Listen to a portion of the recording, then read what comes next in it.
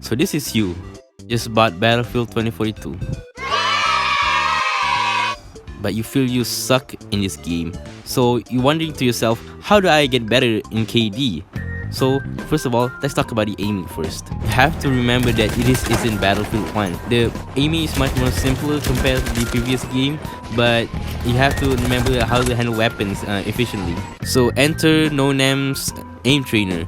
You can test out many different weapons and different kinds of situation in combat.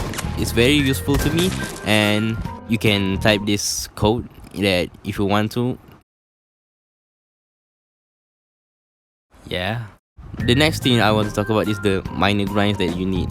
In Battlefield 2042, you have to level out your weapons to unlock attachments. I think one of the servers that you can choose is this one, where the person who made this is called the Chat Woman.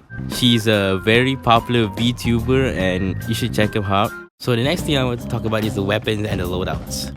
So for the assault, I usually main as McKay because he has accuracy when moving, and the assault class has 3 extra magazines for assault rifles. The gadget that I really use is the C4 because people who use vehicles sometimes fly.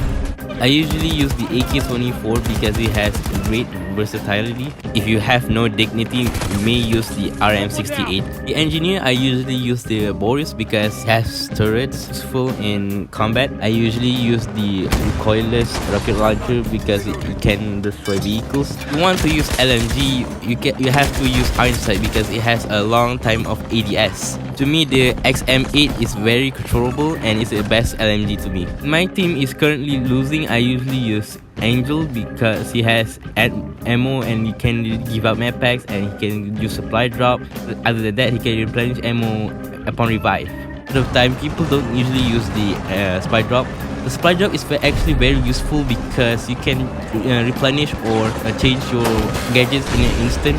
Very useful if you're fighting a tank. I usually use the PBS-45 because it has a good recoil.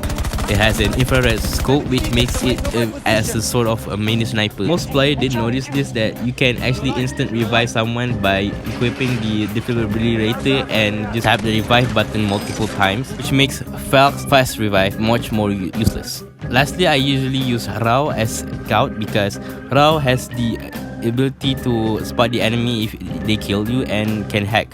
Hacking vehicles is very important because you don't want to be killed by one of those pesky helicopter. The SVK has a very fast TTK, so I usually use the weapon. It's suitable for players who didn't like sniping.